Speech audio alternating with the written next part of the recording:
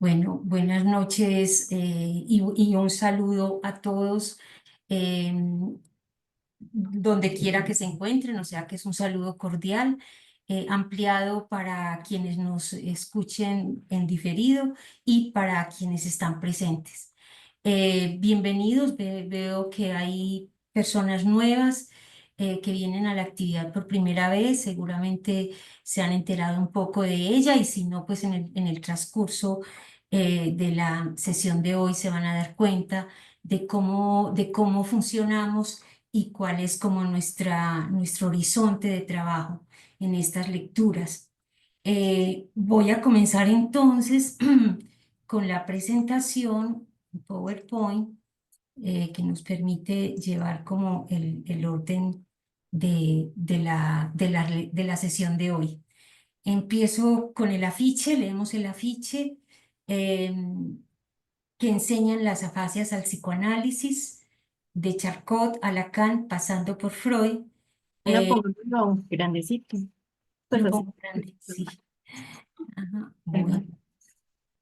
bueno. Bueno, aprovecho esta interrupción para comentarles que en cualquier caso, en cualquier momento que ustedes quieran intervenir, hacer un comentario, una pregunta, un aporte, lo pueden hacer. No hay que esperar hasta el final de la lectura, se puede hacer en el transcurso del trabajo, de la sesión. Bueno, entonces, lecturas fundamentales de psicoanálisis. Les recuerdo, es un espacio de lectura online que pertenece a la NEL Medellín y que quiere trabajar sobre la lectura desde Freud hacia Lacan y desde Lacan hacia Freud en una doble vuelta para tratar de rescatar lo que son los fundamentos del psicoanálisis que en muchas ocasiones se pierden, se malentienden o se olvidan. Así que este reinicio del 2025 viene con este título, se los repito nuevamente, que enseñan las afasias al psicoanálisis, de Charcot a Lacan, pasando por Freud. Y tiene un epígrafe, Afasia de Lacan, en 1969, seminario 17. Afasia significa que algo flaquea del lado del lenguaje. Nosotros en el trabajo que hacemos de lecturas desde clínicas, desde Freud hacia Lacan, estamos siguiendo en orden, digámoslo así, cronológico, los textos del volumen uno de las obras completas de Freud en Amor-Roto. Esto que ellos llaman publicaciones prepsicoanalíticas, pero al punto donde vamos nos hemos dado cuenta de que estos más que prepsicoanalíticos son elementos fundamentales del psicoanálisis. Y en este momento estamos leyendo una parte que son las notas críticas que hace Freud a las lecciones del martes de Charcot. Él traduce las lecciones que Charcot daba en la Salpêtrière los martes, las traduce al alemán, pero en la medida en que las va traduciendo, va haciendo notas críticas. Y cada nota crítica está acompañada, obviamente, de una presentación clínica de Charcot. Hemos trabajado una presentación clínica que tiene que ver con la histeria, otra que tenía que ver con la coprolalia, otra que tenía que ver con los tics y las obsesiones, y otra que tenía que ver con los trastornos de la visión en la histeria. Y esta quinta parte es un caso de afasia. Las afasias nos han inquietado desde hace tiempos, por eso el título. Y nos encontramos con varias sorpresas. Por ejemplo, una de las primeras es que para que una de las primeras es justamente las referencias que Lacan hace a las afasias. Uno podría pensar que tiene que ver las afasias con el psicoanálisis, cuando las afasias son algo del orden orgánico y el psicoanálisis está tan lejos de esa dimensión neurológica o fisiológica, anatómica. Sin embargo, tienen mucho que decirnos y es lo que vamos a tratar de ir viendo en estas lecturas. Va para empezar, porque nuestra forma de leer se caracteriza porque es entre varios, es en voz alta, porque implica un tiempo lógico, un instante de ver o un instante de oír el texto, un tiempo para comprender que comienza con la relectura también de lo que vamos leyendo. No leemos mucho, no abarcamos mucho, pero tratamos de que lo que leamos quede dentro de lo posible bien entendido y por eso nos tomamos ese tiempo lógico hasta que llega el momento de concluir. Pero hay otra característica muy importante y es que ese tiempo lógico hace que la lectura sea retroactiva, es necesariamente retroactiva. Y por eso nuestra lectura siempre desde Freud hacia Lacan indica eso, que leemos desde Freud teniendo en cuenta las puntuaciones o las referencias que Lacan hace a los temas que estamos abordando. Y nos encontramos que hay en Lacan varias referencias. Vamos a ver que esta es la que sigue. Sí. No lo puse grande. Y contestamos a esta pregunta, ¿por qué el epígrafe del afiche, cierto? Entonces, nuestra lectura retroactiva desde las puntuaciones de Lacan sobre las afasias. Y nos encontramos sorpresivamente que hay en los seminarios 3, 5 y 17, 14 referencias a las afasias. En los escritos 1 hay 3. Uno en acerca de la causalidad psíquica y 2 en la instancia de la letra en el inconsciente. En su tesis, en el caso M, hay una, y en los primeros escritos que se sacaron el año pasado, que son los escritos de cuando él empieza sus estudios, pues cuando ya está terminando sus estudios de psiquiatría, hay uno en la página 74. Entonces, esto hace que, obviamente, lo que vamos a leer hoy y lo que vamos a leer en las siguientes sesiones, que es el caso de Charcot y la nota crítica de Freud, la podamos ver a la luz de lo que Lacan nos dice en estas referencias. Así que en cada sesión vamos a tener una referencia de Lacan para que nos permita orientarnos retroactivamente en lo que estamos leyendo.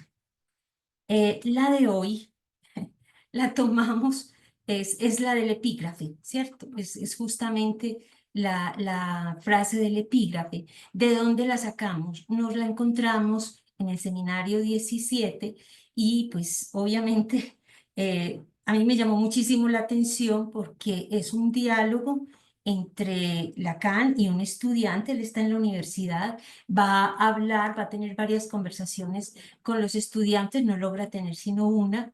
Y en esa vamos a ver, hay una discusión fuerte porque los estudiantes están en plena, digamos, están bajo el ambiente de mayo del 68, de la revolución, de hacer los cambios sociales, etcétera, y lo están interpelando en ese sentido. Y Lacan, dentro de lo que es esa casi discusión con un estudiante, le hace esta pregunta. ¿Cómo así? ¿Usted no sabe lo que es un afásico? Y casi que nos viene a nosotros esa pregunta. Es que nosotros sabemos qué es un afásico. Obviamente que sí, sabemos qué es un afásico, pero ¿qué vínculo tiene con el psicoanálisis? Es lo que vamos a tratar de mirar.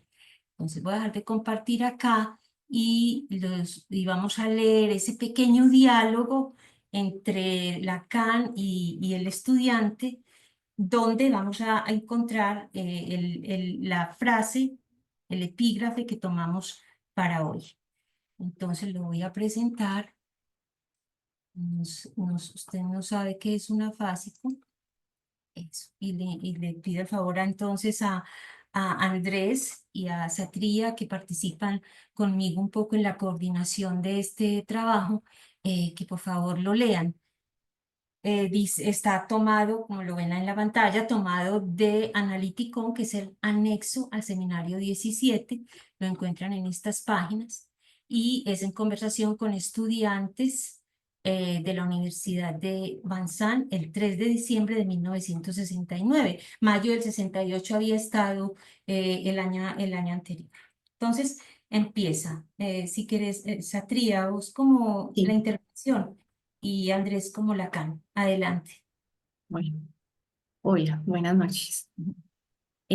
Si pensamos que escuchando el discurso de Lacan, de Foucault o de algún otro, conseguiremos medios para criticar la ideología que nos hacen tragar, estamos tirando piedras al propio tejado. Sostengo que es fuera donde hay que ir a buscar los medios para mandar a paseo la universidad.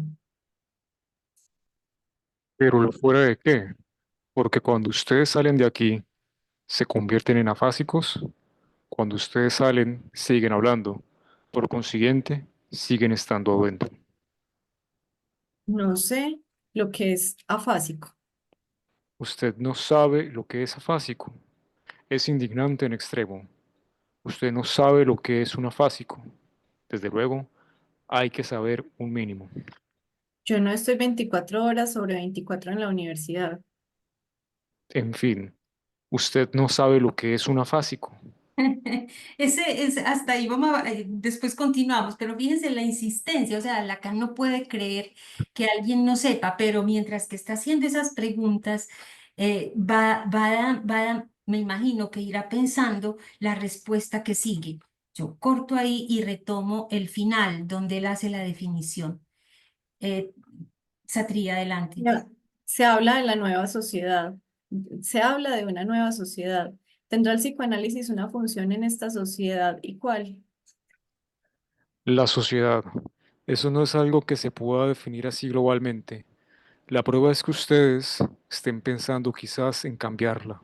Se trata de saber qué es lo que la domina. Es lo que trato de articular porque el análisis me da el testimonio. Lo que la domina es la práctica del lenguaje.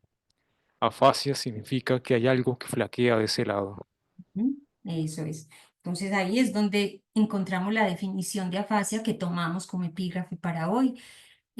Significa que algo flaquea de ese lado, del lado del lenguaje. Pero quisiera subrayar que lo que nos va a orientar retroactivamente en el horizonte es lo que él plantea, que lo que domina una sociedad es la práctica del lenguaje. Y esa práctica del lenguaje es lo que vamos a ver allí donde el lenguaje flaquea, en la afasia. Entonces dejo de presentar acá. No sé qué les parece ese pequeño diálogo, si alguien quiere comentar algo. Por aquí veo John, buenas noches. John Silva dice por acá. Y seguimos con el PowerPoint. Ujú. Eh,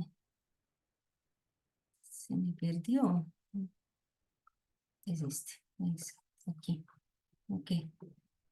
Bueno, entonces tenemos esto. Y vamos ahora a nuestro caso, ¿cierto? El caso de hoy. En la difusión enviamos un poco esta caricatura donde anunciábamos qué tipo de caso era. Se trata de un caso de afasia histérica. Eso es la puntuación que va a hacer Freud. Y obviamente eso extraña porque parece una contradicción en los términos. ¿Cómo es posible que haya una afasia histérica? Es una absoluta paradoja. ¿Y por qué? Porque partimos de que las afasias son esencialmente orgánicas.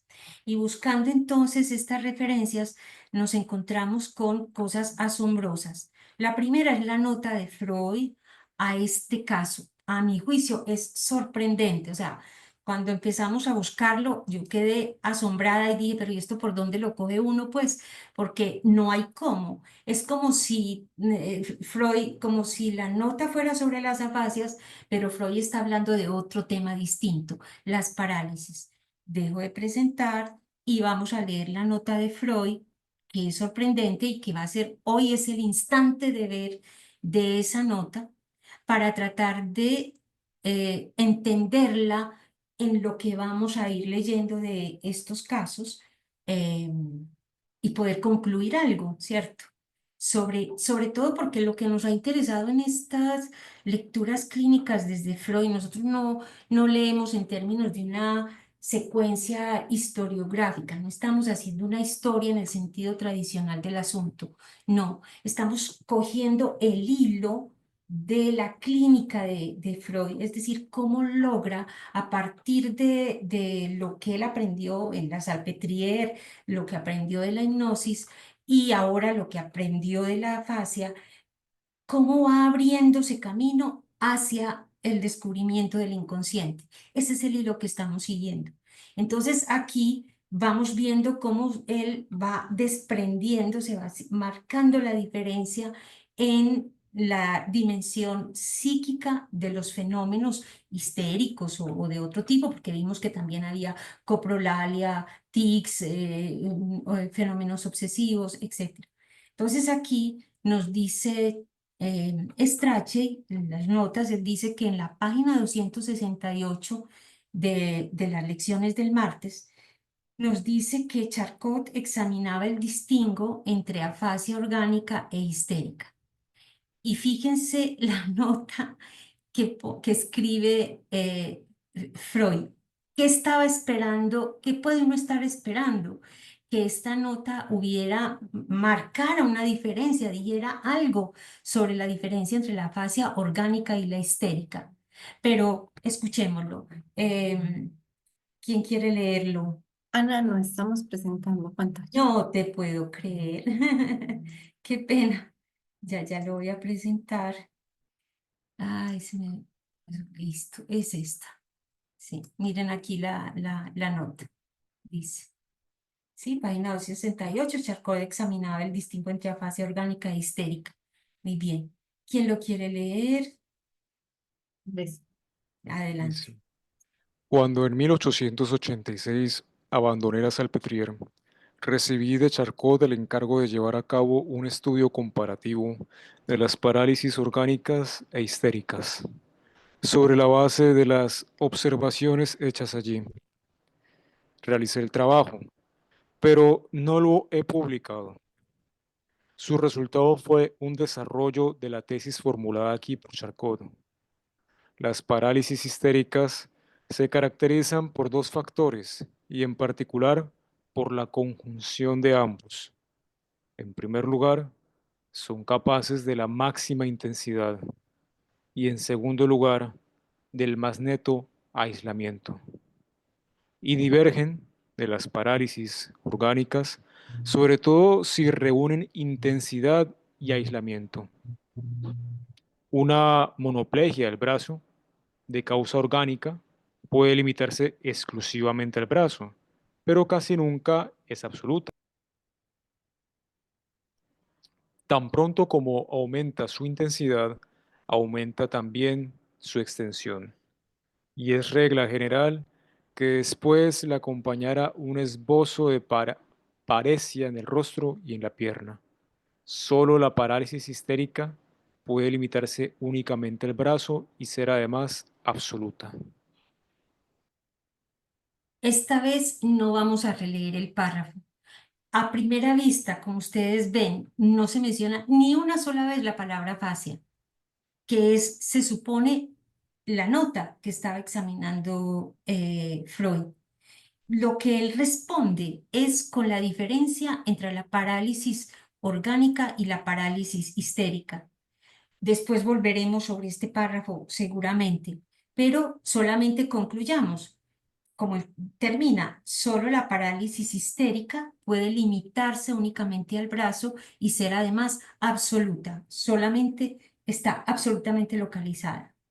Entonces, cuando yo leo esto, digo, a ver, ¿qué pasa aquí? Esto no tiene sentido. O es que hay un error, debe ser que hay un error entonces en la traducción. Nada, no encuentro pues otra referencia.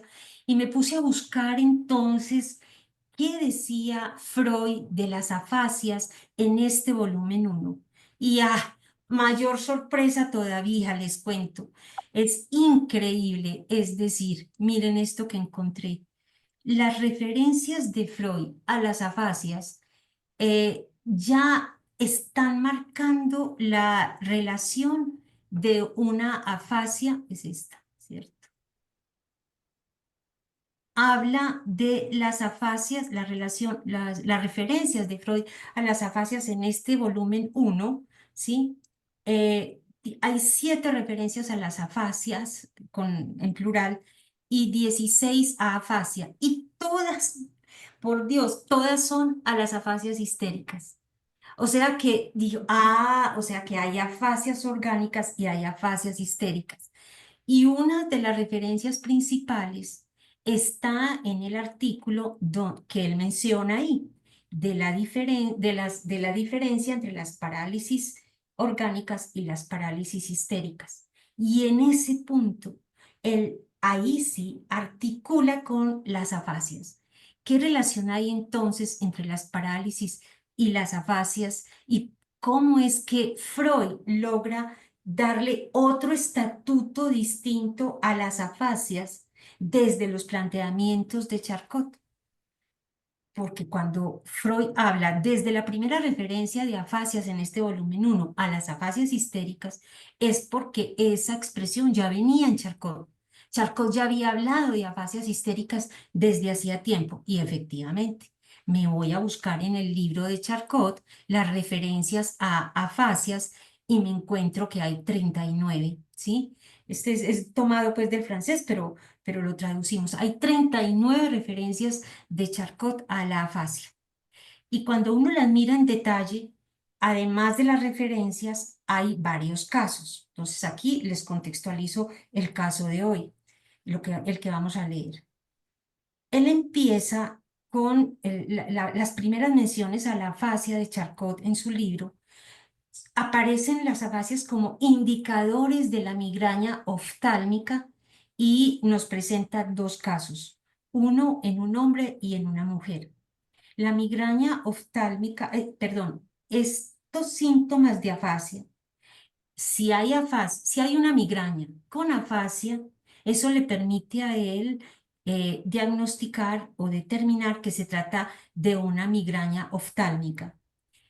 Y esa migraña oftálmica, él la va a diferenciar de la migraña ordinaria. La migraña ordinaria es sin afasia.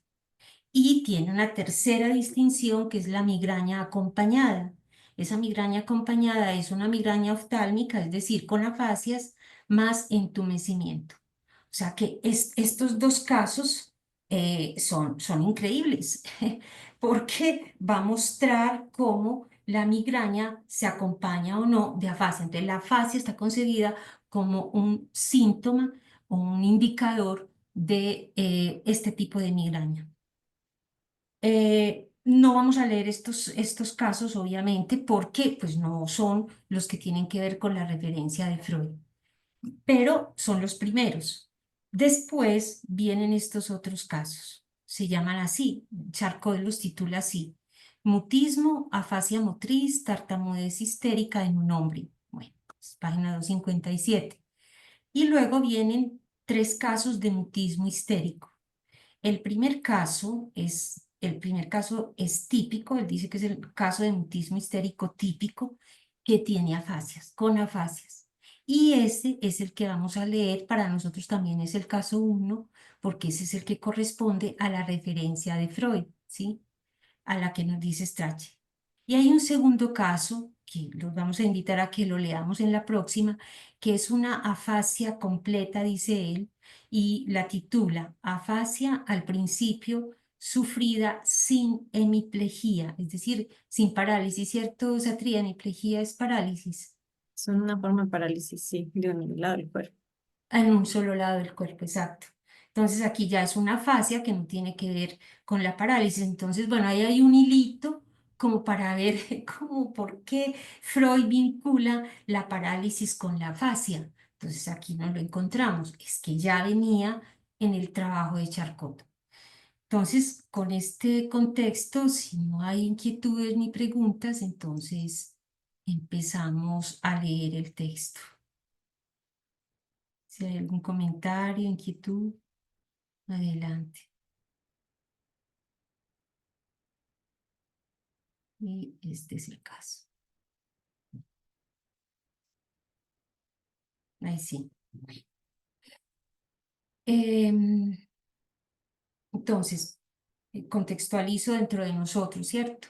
Estamos en la serie Freud frente a la clínica de Charcot, dentro de lecturas clínicas desde Freud. Es la lectura de notas críticas de Freud a su traducción al alemán de las lecciones del martes. Estamos en el capítulo que enseñan las afasias al psicoanálisis, de Charcot a Lacan, pasando por Freud. Y estamos en la nota de la página 174, que es la que corresponde a la página 268, donde Charcot examina el distingo entre esta fase orgánica e histérica. Y Freud responde va a hablar en la nota de las parálisis motrices orgánicas e histéricas, que es lo que nos interroga y que nos va a llevar por un camino increíble a una respuesta asombrosa y que abre, como repito, la puerta al inconsciente, que ya Ah, venía viéndose mucho, pero aquí con mayor razón. La traducción que ah, hacemos de texto, sí, aló, yo quería como hacerle una pregunta, sí. pues a ver, usted qué dice, como para, pues como para introducir, o sea, ¿por qué el interés en las afasias? ¿Cierto? Digamos, estamos leyendo las lecciones de los martes, pues Ujú, la traducción de Freud y las notas críticas a las lecciones de los martes de Charcot. ujú, Entonces, bueno, entre las lecciones hay varios temas, pero de todas maneras pues sí hay que decir que hay un interés especial en las afasias. ujú. Entonces, digamos que y como cuál es ese, como para dar también un poco de marco, o sea, por qué nos interesan las afasias, ya vamos a ir viendo, pues, qué nos va trayendo, qué nos va mostrando, está por verse, pero digamos que esa frasecita, esa conversación de Lacan, pues, del seminario 17 Ujú, ya algo dice, pues, que tal vez no es lo único que podemos decir, ujú, pero digamos que esa pequeña conversación entre Lacan y los asistentes, pues los estudiantes universitarios, sobre esa pequeña conversación que era más como sobre el discurso y la sociedad y cambiar la sociedad y bueno, y cómo Lacan ahí habla pues menciona la fascia que no tiene como nada que ver, pero, o sea, en eso que no dice como mucho, aparentemente, es muy, pues, una bobadita, pues, que a mí me hace pensar, como, sí. Ujú, qué particular que Lacan haga tanto énfasis en que usted no sabe qué es la fascia, pero hay que saber cosas mínimas. ujú, Seminario 17 y él, pues, como psicoanálisis, que tiene que ver con la fascia, pero justo, pues, él menciona esa palabra, como ese significante y decir que tiene que ver, nosotros pusimos ahí que con el lenguaje, pero él, ¿cómo fue que dijo ahí? Con el uso del lenguaje, con la práctica del con lenguaje, la que práctica no, del lenguaje. exacto, que no se trata de saber tan, bueno, no se trata, o sea, que no es fácil definir una sociedad de manera global, que lo que es eso es casi que una tarea muy imposible, pero lo que sí hay que tener claro es que lo que define o Bien. determina una sociedad es la práctica del lenguaje. Y ahí es donde dice, esa práctica tiene algo que cojea y la fascia nos muestra qué es lo que cojea. Pero me encanta la pregunta tuya porque me lleva a algo que se me había olvidado y es eso, la práctica del lenguaje. Y, y lo que cojea tiene que ver con lo que cojea en estos síntomas de la fascia. Es decir, que hay dificultades en el lenguaje.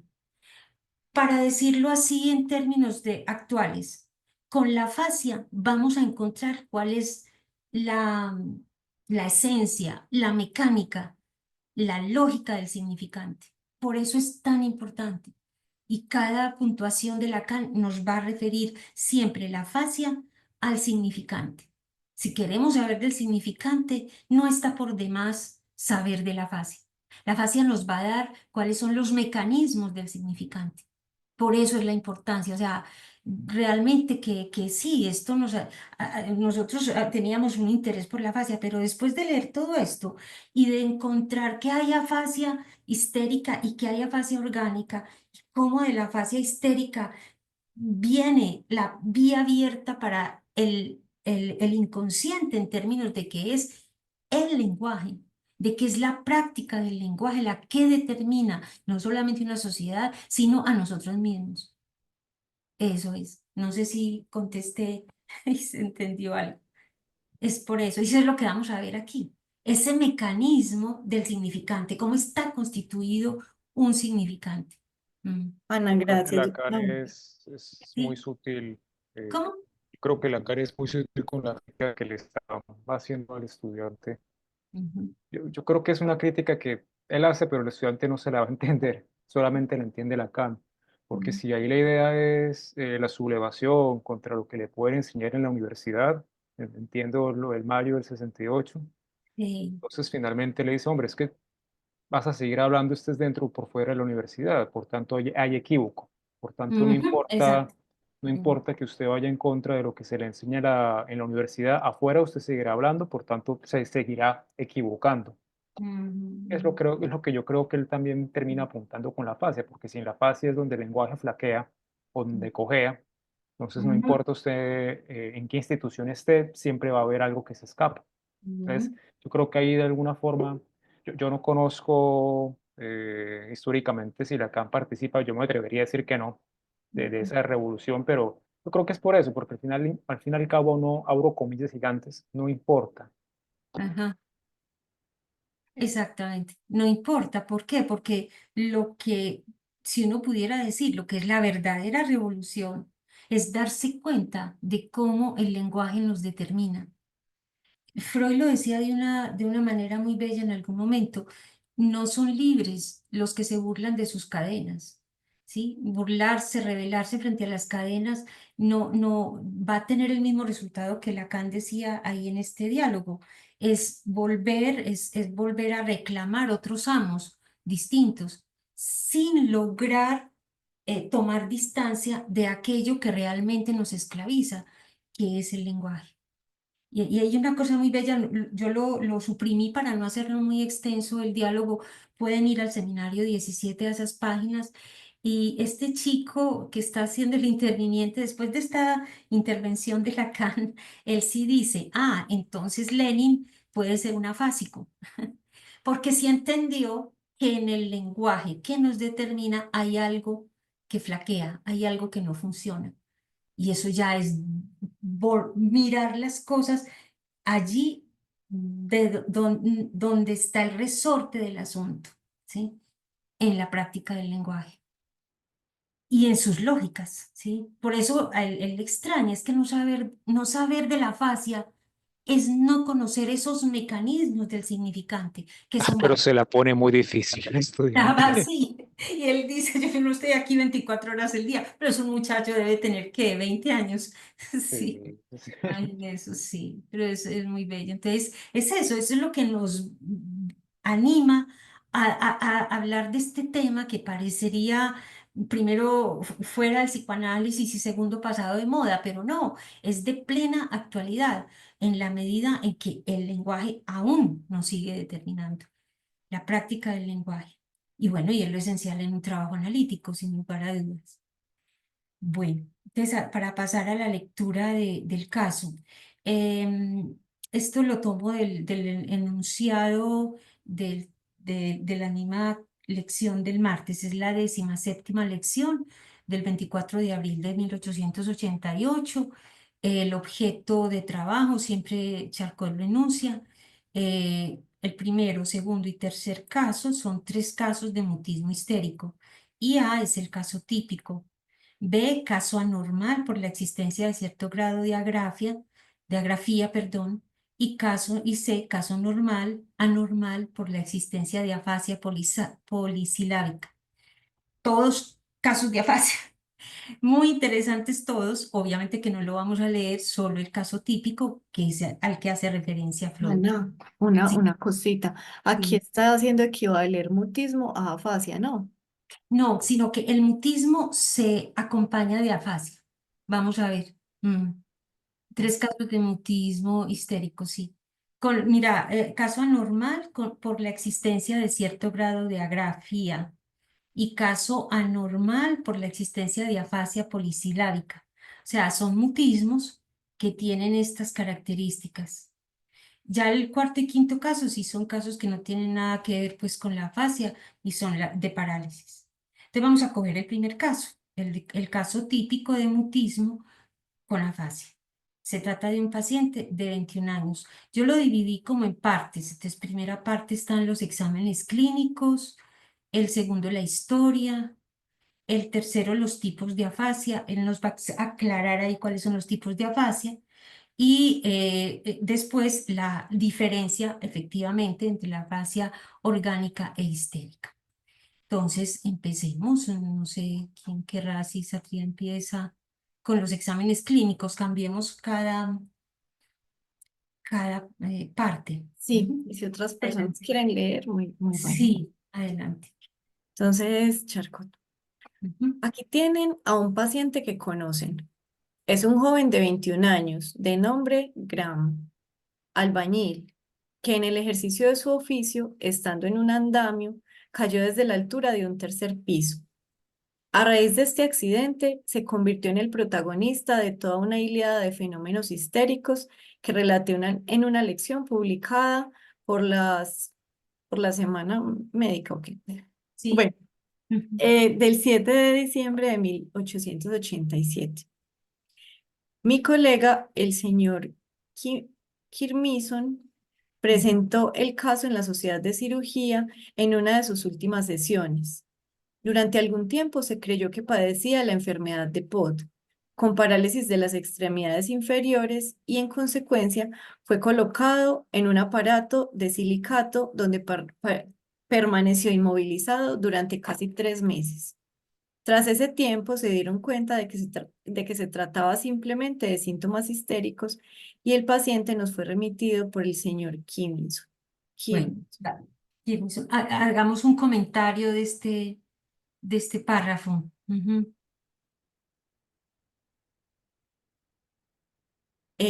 bueno, para empezar yo. Sí. Eh, Ujú. entonces es un muchacho joven y tuvo pues una lesión, Ujú. pues un accidente y grande, pues se cayó de un andamio, Ujú. una altura de tercer piso. Ujú. Pues a mí me impresiona un poco porque es un accidente. Ujú. Y él nos va a decir que derivó eso, pues eso derivó en aparentemente una parálisis de las extremidades inferiores. Entonces, pues dijeron que una enfermedad de Pott Ujú. y le pusieron un aparato y 3 meses inmovilizado. O Ujú. sea, se cae en tercer piso, tiene una parálisis de extremidades inferiores. Ujú. Después resulta que son síntomas histéricos. Pues Ujú. incluso fue presentado en la sociedad de cirugía. Bueno, eso pues, o sea, me impresiona porque uno dice que pues después de ese accidentote, Ujú. sí, eso me llama la atención, simplemente a comentar, no sé si quieren decir algo. ¿Alguien más? Ujú. ¿Alguien más quiere comentar? Sí, es muy singular que se cae y como dice, a raíz de este accidente se convirtió en el protagonista de toda una ilíada de fenómenos histéricos, ¿sí? Una cantidad increíble de fenómenos histéricos, pero fue diagnosticado, sobre todo que es darnos cuenta que en esos primeros momentos no era tan sencillo separar los fenómenos orgánicos de los fenómenos propiamente histéricos. Mire todo lo que pasa, todo el tiempo que pasa para hasta que se dan cuenta que no había nada orgánico y que era una parálisis histérica, ¿cierto? Y yo creo que todavía es difícil, sino que ahorita contamos, por ejemplo, con pues con imágenes, que eso ayuda mucho, con un montón de laboratorios, pero aún así las manifestaciones a veces no son tan explícitamente pues como diferentes. Pueden Ujú. confundir todo, pues todavía por aquí alguien escribe, Sí, Joana, mm, entonces no responde al orgánico, es decir, se da tras un accidente, comprendo bien, ujú. y dice que el micrófono está averiado. Ujú. Entonces, pues el accidente es un accidente, pues sí, cierto, se cayó de un tercer piso, entonces uno Sí, esperaría, pues es una lesión orgánica, pero entonces están diciendo, después de 3 meses se ve que esa parálisis de las piernas no era, pues a pesar de que se cayó del tercer piso, no era una fractura, no era una lesión de un nervio, sí, ujú. eran síntomas histéricos derivados, sí, pues de lo que fuera del accidente, Del susto que pasó. del trauma del accidente, pero Mm. Ahora, ¿cuál era el síntoma? Con parálisis de las extremidades inferiores. parálisis, pues porque uno Esa es esperaría, o sea, sí sí. se dañó la médula. una sección Ajá, de hablar completa. exactamente. Te lo ponen en un aparato de silicato que es donde permaneció inmovilizado casi 3 meses, como, no sé, algo para inmovilizarlo, pues listo. Y alguien dice, pues como que es posible pensarlo como, bueno, es como un asunto traumático y podría relacionarse con un trastorno postraumático debido al accidente. Exactamente, en nuestro lenguaje, Y ahora, igual pues en el de la DSM. Ujú, exacto. Se podría catalogar así. Sí, bueno, continúa, porfa. Entonces lo había presentado antes, ¿cierto? Él lo presenta, o sea, ya había pasado esto y Charcot lo presenta. Dice que ya lo conocían, ¿sí? Es pues cuando ya cae en manos de Charcot, cuando Charcot lo ve, sabe que hay una cantidad de fenómenos histéricos que relató en una lección publicada en esta revista médica y que de 1887, o sea que ya lo conocían, ya había hecho referencia. Entonces, continúa, porfa. bueno, si lo presento de nuevo hoy a ustedes es porque en estos días ha sufrido un accidente, que por cierto no nos ha sorprendido mucho, ya que en el servicio habíamos sido testigos de ello varias veces. En efecto, ya lo habíamos visto varias veces, después de ataques convulsivos, sufrir durante un periodo de 8 o 10 días una especie de tartamudeo histérico, dice, que consideramos como un prodromo frecuente y también una consecuencia frecuente del síndrome de mutismo histérico. En otras palabras, el mutismo histérico suele estar precedido y seguido por el tartamudeo histérico. No releemos, eso es Sí, enredadito. sí, volvé. Ujú, Si lo presento de nuevo hoy a ustedes es porque en estos días ha sufrido, además que sufrió un accidente, ujú, que por cierto no nos ha sorprendido mucho, ya que en el servicio habíamos sido testigos de ello varias veces. En ujú. efecto, ya lo habíamos visto varias veces después de ataques convulsivos. O sea, el accidente, no dice qué fue el accidente. En efecto, ya lo habíamos visto varias veces después de ataques convulsivos, sufrir durante un periodo de 8 a 10 días una especie de tartamudeo. O sea, Tartamudeo. Fue tiene posiblemente una convulsión, el accidente que tuvo. después del ataque convulsivo, ¿cierto? Viene el periodo de tartamudeo y que el tartamudeo, entonces el ataque convulsivo, el tartamudeo, y esto implica que se aproxima el mutismo, el síndrome de mutismo histérico. Entonces dice que cuando hay mutismo suele, antes del mutismo haber tartamudeo y después de que pasa el mutismo también, pues volver el tartamudeo. Es- Pero entonces me queda la duda de que, pues, ¿qué es el accidente? Si se refiere a la convulsión o si tuvo un accidente y una convulsión, tartamudeo y ya viene el mutismo. Yo creo que ese accidente tuvo que haber sido un ataque convulsivo, es muy seguro. o Sino que, todo junto. pues, ¿por qué le llama accidente a una convulsión? Pues porque el primer accidente tuvo el primer accidente, pues tuvo como producto el síntoma de la parálisis y este segundo es el del tartamudeo. O sea, el síntoma que logra coger es el del tartamudeo, pero dice después del ataque convulsivo. Yo creo que sí, yo diría también que es el ataque convulsivo. Sigamos leyendo a ver si se nos aclara más. Pero por lo pronto nos queda claro que después de la parálisis ha tenido ataques convulsivos y que después viene el tartamudeo, mutismo, tartamudeo. Esa es como la secuencia, ¿cierto? Durante un periodo De de la 8 idea. días. Listo, seguimos. Así, cuando un paciente, después de un ataque, empieza a tartamudear de la manera en que éste lo hacía, se puede prever que en un momento dado podría llegar a volverse un mudo histérico. El acceso de mutismo histérico suele estar precedido por un periodo de tartamudeo y seguido de otro periodo de tartamudeo. En nuestro paciente, el tartamudeo no había hasta ahora desembocado en mutismo y hacía tiempo que este último no se presentaba, o sea, el mutismo. Cuando se le concedió un permiso para salir del hospicio durante 2 días. No, volví a leer, ahí Sí, yo leí muy nos rápido. perdió, sí. En nuestro paciente, el tartamudeo no había hasta ahora desembocado en mutismo y hacía tiempo que este último no se presentaba cuando se le concedió un permiso para salir del hospicio durante 2 días. Sí. Mm. ¿Queda claro para todos? ¿Preguntas?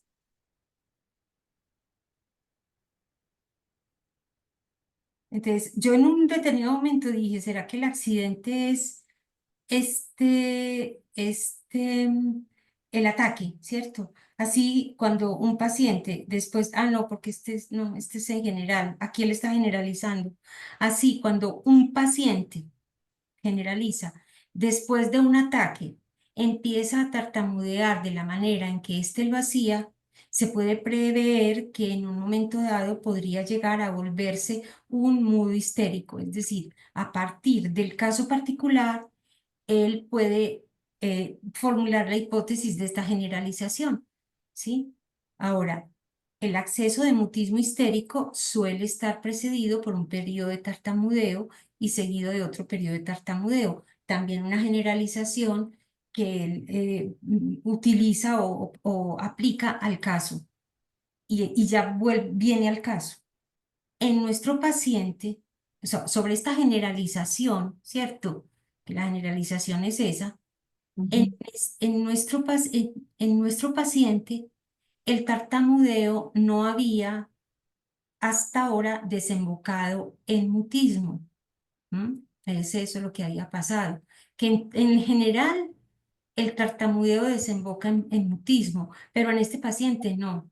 Y hacía tiempo que este último, el mutismo, no se presentaba cuando se le concedió un permiso para salir del hospicio durante 2 días. Y ahí él sale del hospicio durante 2 días y ahí es cuando viene el problema, ¿sí? Que se va a dar el accidente. Vamos a ver el accidente. Yo creo que el accidente no era nada de esto. Ya él va a relatar el accidente. Pero entendimos, sí, esta era la Sí. generalización y aquí ya a partir de esa generalización, él ve el rasgo particular, porque en el caso de él no había habido nunca mutismo, eh, no se presentaba tampoco el mutismo hacía tiempo y hasta este día que se le concedió el permiso para salir. Así que vamos a la historia. Andrés, ¿quieres leer la historia? ¿Qué fue lo que Listo. pasó? Ujú. Dice, ahora bien, durante esta ausencia, esto fue lo que ocurrió. La salida tuvo lugar el jueves 19 de abril a la 1 de la tarde. Hacia las 4 o 5 de la tarde, G cayó repentinamente en la calle y perdió el conocimiento. No sabe decir cuáles fueron las circunstancias que precedieron este ataque, pues se trata efectivamente de un ataque de sueño y de un ataque apoplectiforme. Conocemos estas circunstancias por el relato de un amigo que lo acompañaba ese día. Ay, sí, ese es el accidente, ¿cierto? Parece. Ujú. En el momento de su caída, no estaba lejos del Hotel Dieu O sea, y, del hospital Ujú. universitario. Ujú, Ok, y ujú. fue a ese hospital donde lo trasladaron, permaneciendo allí apenas 1 hora. Cuando recuperó el conocimiento en el hospital, aún no estaba completamente mudo, pero se expresaba con mucha dificultad, tartamudeando. No quiso quedarse en el hospital y, acompañado de su amigo, esa noche fue a dormir a la casa de este, en la Rue de En, Batignolles. ujú, en la El, calle. Ujú. el viernes pasó todo el día con su amigo, quien por la noche lo llevó de regreso a la Salpêtrière, donde ingresó hacia las 9 de la noche. En ese momento aún hablaba tartamudeando y fue solo por la mañana, al despertar, que se encontró completamente mudo y afónico, absolutamente incapaz de hacerse entender de otro modo que no fuera por gestos y por la escritura. Hasta aquí Todo lo que se ha dicho encaja en la historia, que considero clásica, del mutismo histérico, historia que relaté en el tercer volumen de mis lecciones sobre las enfermedades del sistema nervioso. Me interesa un poco la descripción cruda que di del mutismo histérico en esta lección, porque creo que los rasgos fundamentales de este tipo de mutismo fueron por primera vez adecuadamente resaltados. Pero, como sucede casi siempre cuando se trata de determinar y limitar las características de un tipo, hay en mi descripción algo demasiado absoluto y, en particular, una serie de rasgos demasiados marcados que no se aplican generalmente a todos los casos. Estos rasgos demasiado acentuados tendremos que atenuarlos, como verán en un momento, cuando les presente a dos otros modos histéricos que quiero mostrarles hoy mismo. Él sigue. Ujú. Parece, en efecto, que estamos presenciando en este momento, en el servicio, una verdadera epidemia de mutismo histérico, ya que tengo la oportunidad de mostrarles en esta lección tres casos de este tipo. Pero regreso al caso de Grain. Ha permanecido absolutamente mudo y afónico durante todo el día del sábado. Eso, vamos a parar aquí para que le sigamos la pista al tartamudeo, ¿cierto? A lo que tiene que ver con justamente con la pronunciación, con el habla, ¿cierto? Cae a la calle, sale de permiso, cae a la calle y pierde el conocimiento. Él dice que puede ser un ataque de sueño o un ataque como de parálisis, satría, apoplectiforme, de forma... Es que esa es sí, apoplejía sería como un accidente cerebrovascular. Entonces, mm, apoplectiforme es como que es que simula, ¿cierto? Como que se como parece. eso. Una Ujú. cosita, un detalle, que pues yo leí estos tres párrafos y él dice pues como que esto encaja perfecto con los síntomas clásicos del mutismo histérico. Y yo pensaba, en este tiempo, eso es un SB hasta que se demuestre lo contrario, pues un accidente Mm, cerebrovascular. ujú. Pues digamos que ahorita imágenes se las harían de una en un servicio de urgencias, como me impresiona un poco que esos sean síntomas típicos de un mutismo histérico. Eh, pues es eso, en ese momento sí, es que es esa separación entre lo orgánico y ellos sin Y esos... pero le parece que es muy típico del histérico, o sea, que se caiga, pierda la conciencia, se despierta a la hora, está tartamudo. Exacto, una Y eso me caída. parece muy típico de algo inorgánico. Ajá. Es que difícil. Sí, a mí pues yo diría, uy, no hay que descartar algo orgánico. Exacto. Y dice, cuando recuperó el conocimiento en el hospital, aún no estaba completamente mudo, pero se expresaba con mucha dificultad, tartamudeando. Listo. Ese es el primer punto de esa transformación. No quiso quedarse en ese hospital, sino que se fue a su casa. El viernes pasó todo el día con su amigo, quien por la noche lo llevó de regreso a la Salpêtrière, donde ingresó a las 9 de la noche. En ese momento aún hablaba tartamudeando y fue solo por la mañana al despertar que se encontró completamente mudo y afónico, absolutamente incapaz de hacerse entender de otro modo que no fuera por gestos y por la escritura. Esto es muy importante, absolutamente incapaz de hacerse entender de otro modo que no fuera por gestos y por la escritura. Mm. Entonces, esa es la lógica, ¿cierto? La secuencia, perdón. Recupera el conocimiento después de la caída, recupera el conocimiento y no estaba completamente mudo, se expresaba con dificultad, tartamudeaba.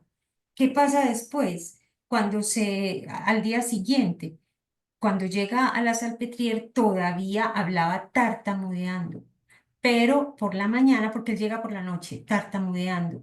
Tartamudea ese día después del accidente, pero por la mañana se encuentra completamente mudo y afónico, absolutamente incapaz de hacerse entender de otro modo que no fuera por gestos y por la escritura. Eso, muy bien.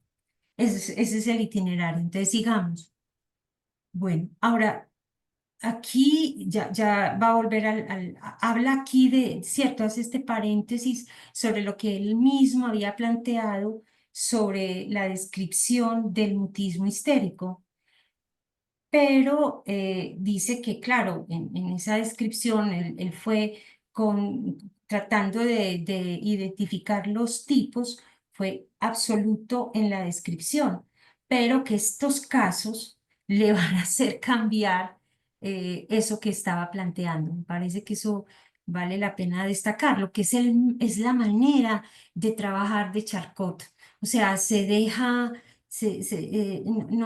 no somete el caso a la teoría, sino que la teoría es consecuencia de lo que el caso le va enseñando. Eso me parece que es muy bello con Charcot siempre. Lo vamos a ver siempre en todos los casos.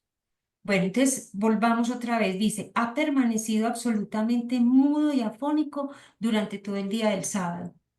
Listo. Tenemos clara pues la secuencia de él, ¿cierto? Ahora, ¿qué pasa? Seguí, porfa.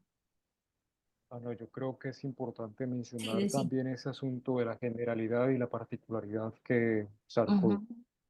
ve en el caso. ¿Querés que lo releamos? Releámoslo, hagámosle. Ujú. Esa mención me parece que es Sí, clave para pensarlo desde la clínica. sí, decí, reléelo. Sí, claro, él dice que va a haber algo del orden general en este caso, pero van a haber ciertas particularidades que contradicen dos casos que va a presentar a continuación. Y Léelo, creo pero que eso es, mm, releamos, me parece que vale la pena que releamos. Porque, sí, porque estos son lecturas clínicas desde Freud, o sea, ser fino en la clínica, cuidadoso en la clínica, esto nos sirve para pensarnos nosotros también, ¿cierto? Frente a estas distinciones y frente a las posibles clasificaciones que hagamos. Mira, lee, me me interesa. interesa un poco la descripción cruda que vive el mutismo histérico en esta lección, porque creo que los rasgos fundamentales de este tipo de mutismo fueron por primera vez adecuadamente resaltados. Ujú, Pero como sucede casi siempre cuando se trata de determinar y limitar las características de un tipo, hay en mi descripción ujú.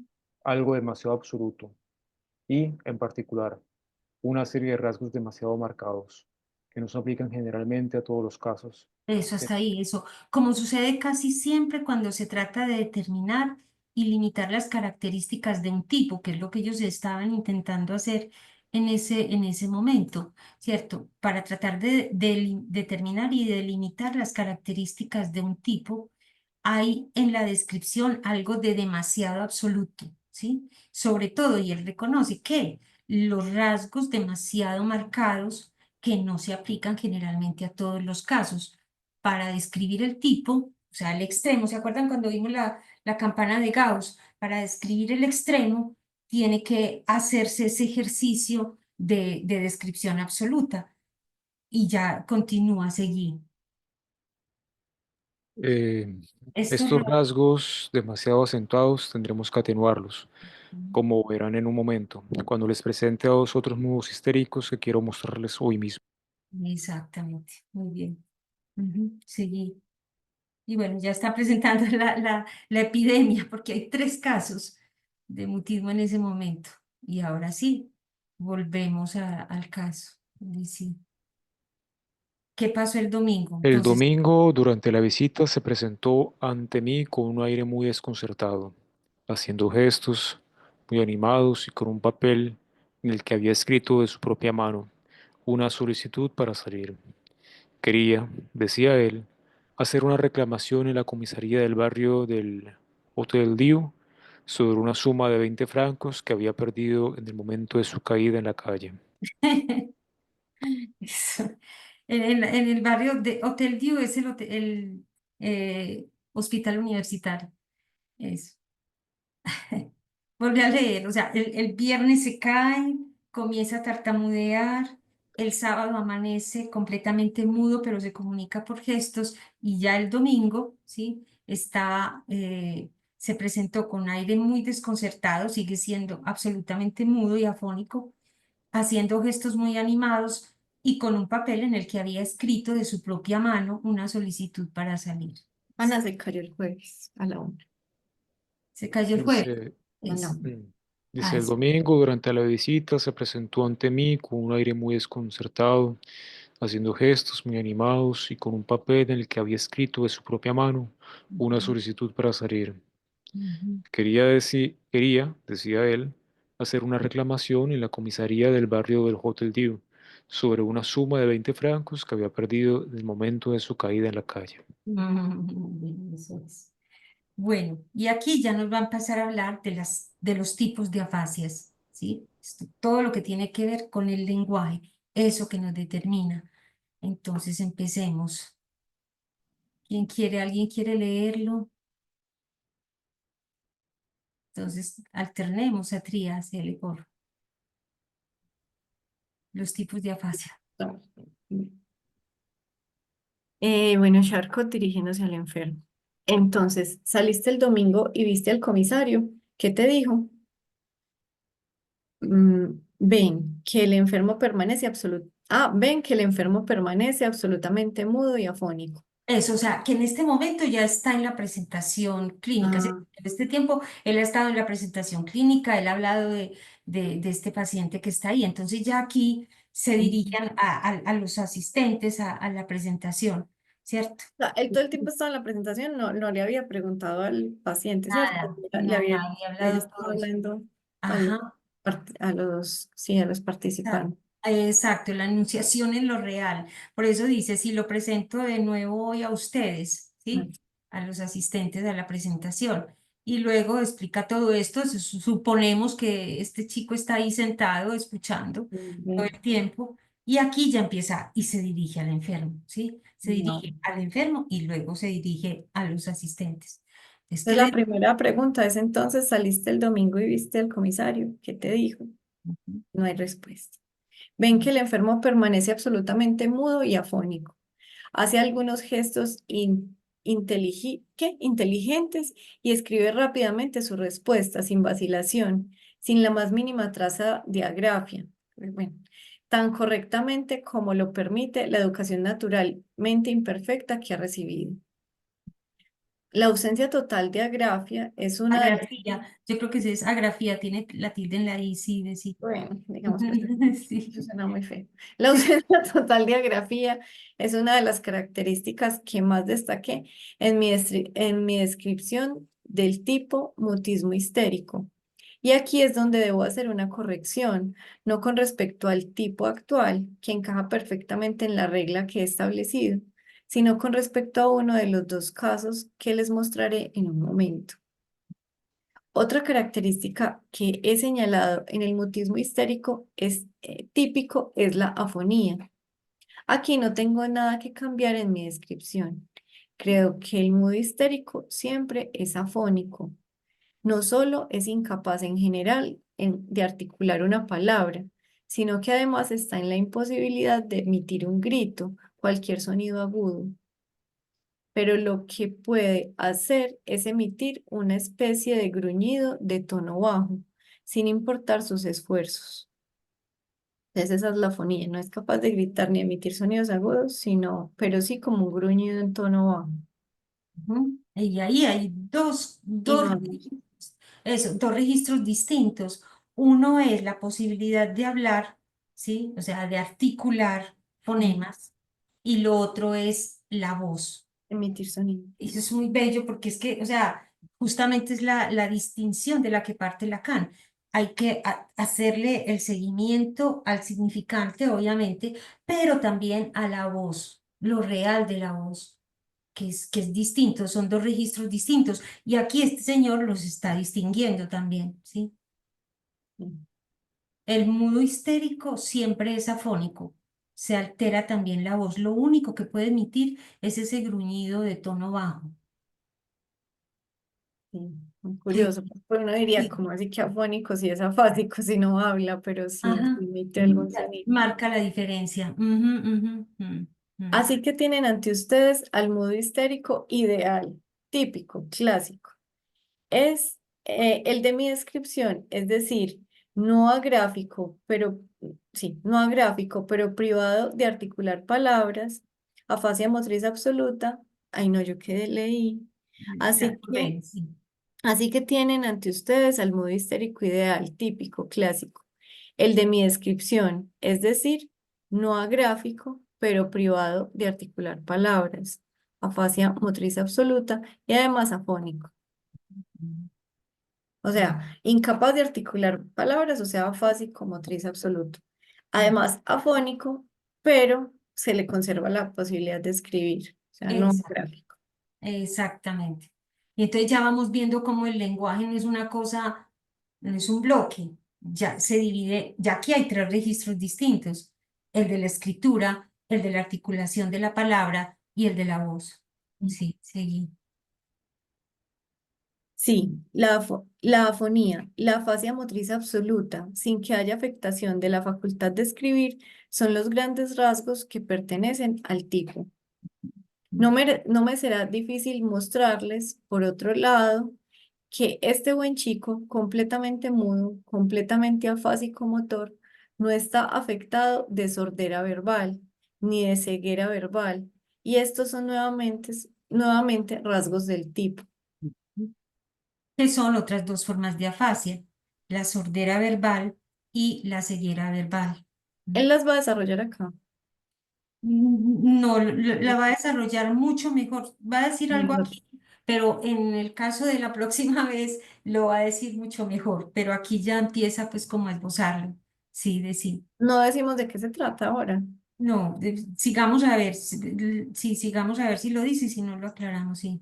Bueno, a este respecto, les recordaré en pocas palabras lo que sabemos hoy sobre los trastornos de la facultad del lenguaje. Exacto. ¿Y se acuerdan lo que decía Lacan? La Mm. fascia nos indica que algo flaquea del lado del lenguaje. Que él lo llame trastornos de la facultad del lenguaje en ese momento es otra cosa, pero estamos refiriéndonos a lo mismo. Seguí. A ver, yo quiero releerlo. A este Sí, sí. respecto, les recordaré en pocas palabras lo que sabemos hoy sobre los trastornos de la facultad del lenguaje. Saben que en la fisiología, o mejor, la psicología patológica de la palabra, actualmente se deben distinguir cuatro elementos. Cuando hay supresión de la memoria, de la articulación de las palabras, se presenta la afasia motriz de articulación o afasia de Broca. Es que lo dice muy bonito. Ujú. Supresión de la memoria, de la articulación de las palabras. ¿Qué es lo que le ocurrió a este chico que no puede articular? Por eso empieza a tartamudear, pierde. Entonces no puede articular y él lo nombra como supresión de la memoria, de la articulación de las palabras. Bueno, cuando hay supresión de la memoria que permite representar las palabras por escrito, se dice que hay agrafía. Y he podido decir en otro lugar que la agrafía es la afasia motriz de la mano. Ujú. Hay ceguera verbal cuando el sujeto, no privado de la visión de los caracteres escritos, o sea, no está ciego, Ujú. no privado de la visión de los caracteres escritos, se ha vuelto incapaz de comprender el significado de las palabras que ve escritas o impresas. Finalmente, cuando el sujeto, que no es sordo, oye que le hablan y sin embargo no comprende el significado de las palabras que llegan a su oído, es porque está privado de la memoria auditiva de la palabra y se dice que padece sordera verbal. Nuestro enfermo, repito, no está afectado de sordera verbal. Dirigiéndose al enfermo. Muéstrame la pluma, el tintero y el cojín que están sobre la mesa. El enfermo señala inmediatamente con el dedo esos diversos objetos. Dice Charcot. Hay un Entonces, no hay alfiler. sordera verdad, no hay sordera verbal, él entiende, Él lo entiende. lo le está diciendo. Ujú. Y le dice, hay un alfiler en el cojín. El enfermo duda en señalar con el dedo el alfiler que efectivamente, duda, sí. El enfermo duda en señalar con el dedo el alfiler que efectivamente está allí. Dice Charcot, obsérvese que nuestro enfermo tiene un estrechamiento considerable del campo visual de ambos lados. Esto puede explicar su duda, dirigiéndose al enfermo. Te digo que hay un alfiler en el cojín, muéstralo. El enfermo finalmente muestra el alfiler. Ven que, a pesar del estrechamiento del campo visual del que está afectado, señala los objetos que se le presentan y que se le nombran casi siempre a la primera.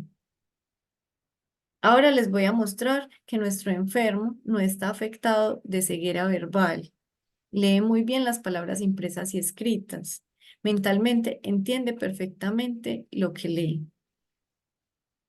M, él mismo dice, ¿no? M. Sí, Charcot no le... es, ¿Cómo? sí. Este es Sí. como el relator, sí. Ah, bueno, le presenta, ya, sí es. M. Charcot le presenta un impreso en el que se lee consulta gratuita. El enfermo lee, toma la pluma y da por escrito una pequeña explicación que muestra que entiende perfectamente de qué se trata. Son médicos, escribe, que no se pagan, que no se pagan. Fíjense de nuevo en la rapidez con que se redactan estas respuestas. Observen también cuán inteligente y significativa es su comunicación gestual.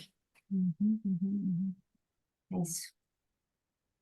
Muy bien, sí. Y con estas cuatro cosas decíamos, o sea, por qué las afasias, por qué saber de las afasias puede interesar a un psicoanalista? Porque nos enseña estos mecanismos del significante, ¿cierto? Estas diversas dimensiones de la palabra. Palabra y significante no es exactamente lo mismo, pero aquí, en este momento, la palabra tiene estos cuatro estatutos, ¿cierto? De poder decirse, de poder escribirse, de poder escucharse y de poder leerse. Son las cuatro actividades del lenguaje típicas, pues, en las que nos movemos. Y en cada una de ellas, la fascia nos la muestra separada, ¿sí? Porque nosotros en general como que decimos palabra y pues las escuchamos, las decimos, las leemos, las escribimos, pero no nos damos cuenta que son cuatro aparatos distintos, que son cuatro actividades absolutamente diferentes. Y que Y los niños las aprenden distinto también. exacto. Pues Ujú, que las aprendemos distinto. Y lo otro que pues, que él lo vincula aquí con memoria, que uno a veces tampoco lo relaciona como pues directamente, como que es ujú, una memoria que queda impresa, la memoria de poder entender los caracteres que se leen o de poder entender los caracteres que se escucharon y que después al escuchar una palabra pues como que hay una memoria impresa ujú, a la que se accede y que en la fase no se puede acceder, pues como que mencione la palabra memoria. ujú, ujú, exactamente. Y no se ha perdido, la cuestión aquí es que no hay, digamos así, atrofia, no hay afectación del órgano que permite cada actividad. Este señor no ha perdido ni las cuerdas vocales, ni ha perdido la posibilidad del movimiento de la lengua, de los labios, es decir, de lo que le permite articular. Y sin embargo, no puede pronunciar palabra, no puede hablar. Y eso nos recuerda, o sea, mire que el niño pequeño, ¿qué es lo primero que hace? Primero, lo primera percepción, su primer encuentro es con la voz, sin lugar a dudas, porque él no entiende, el niño recién nacido no entiende lo que le están diciendo, ¿sí? Es un sordo por completo, es un afásico de estos sordo verbal, porque no entiende, escucha, pero no entiende, no puede diferenciar una palabra de otra, etcétera. Pero sí es sensible a la voz, que es el registro de la voz. Ahí él escucha. Entonces, tenemos que primero aprender a hablar, a escuchar, perdón, primero escucha, es sensible a la voz, luego va reconociendo las palabras, va escuchando y después aprende a hablar.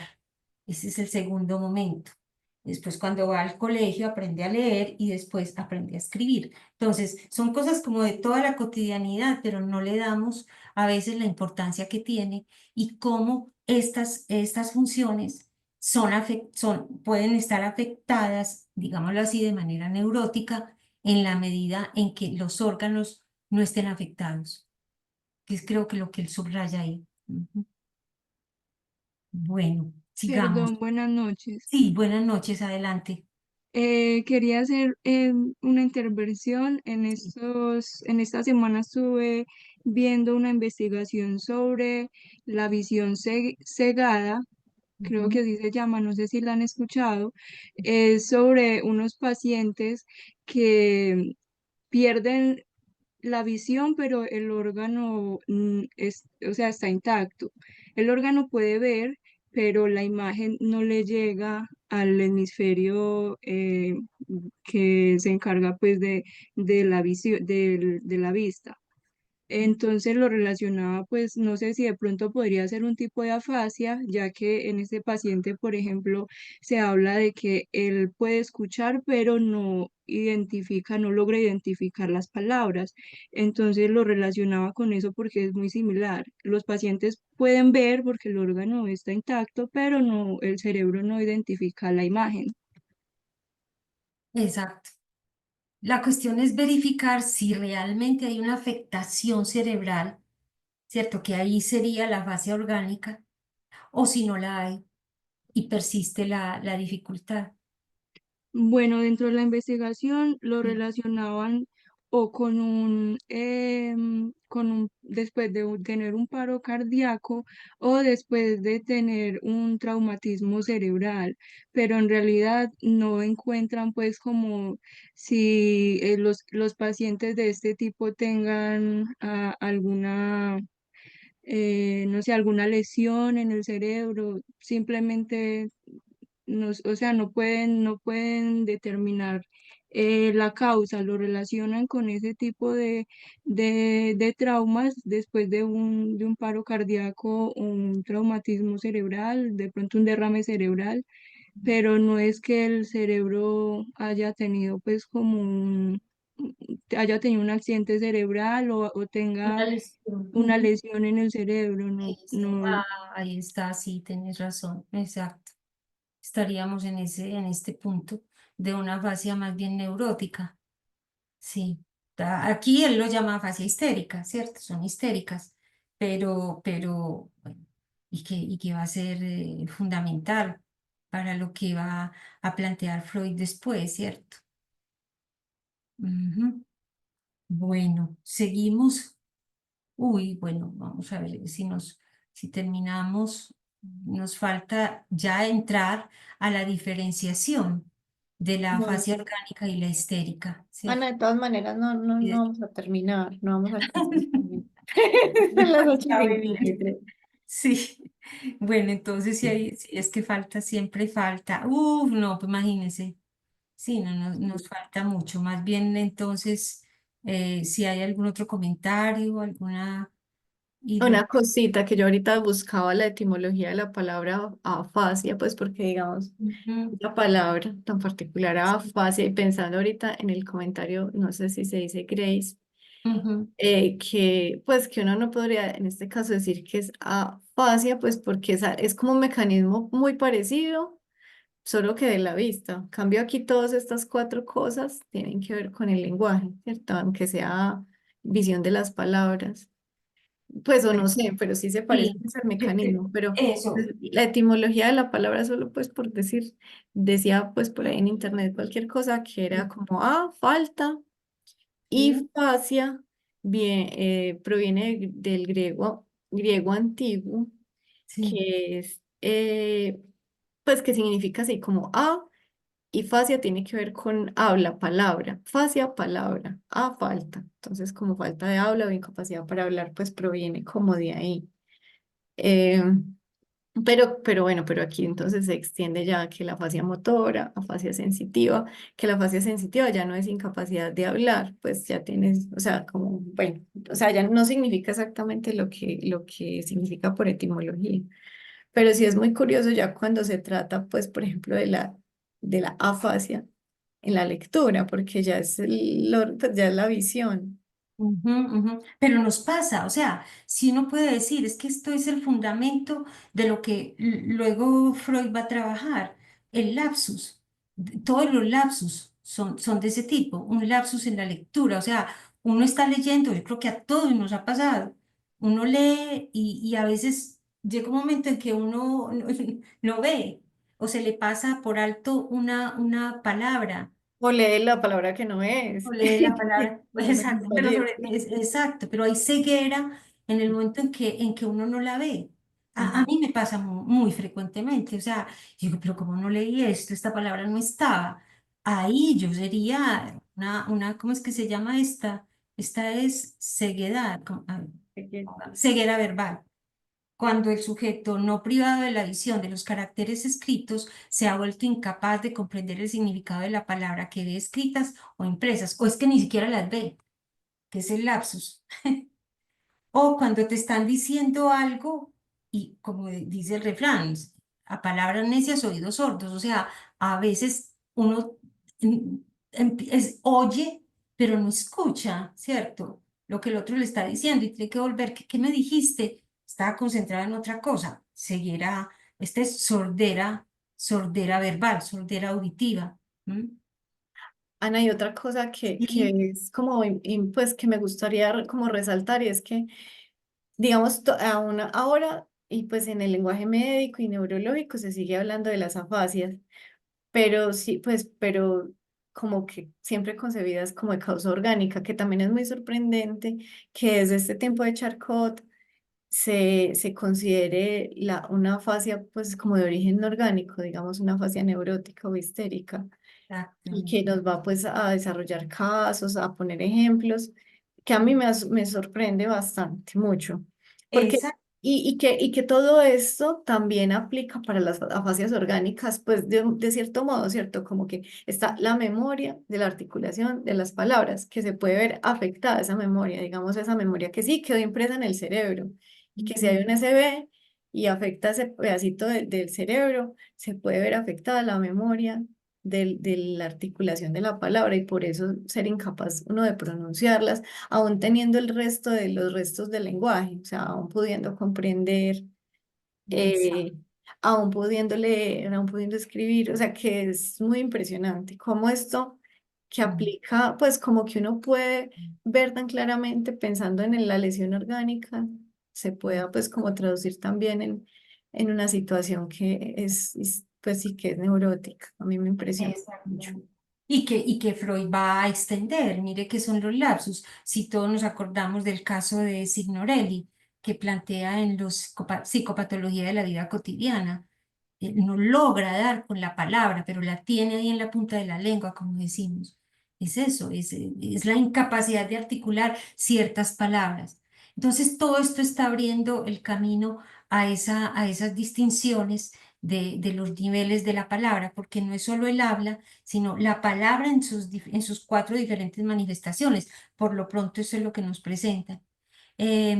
Quería decirte algo, Grace, que sobre este caso que mencionaste, y lo que pasa es que no lo quise, o sea, no lo trajimos porque no es la referencia de Freud, pero en la migraña oftálmica, en la cual Charcot asocia estas afasias, asocia un tipo de afasia o varias afasias, empieza así, con la reducción del campo visual por un fenómeno que no recuerdo, yo sí boté el papelito, porque no quise molestar, pues agrandar el asunto, pero de pronto lo vemos después, porque él va a hacer referencia en el segundo caso.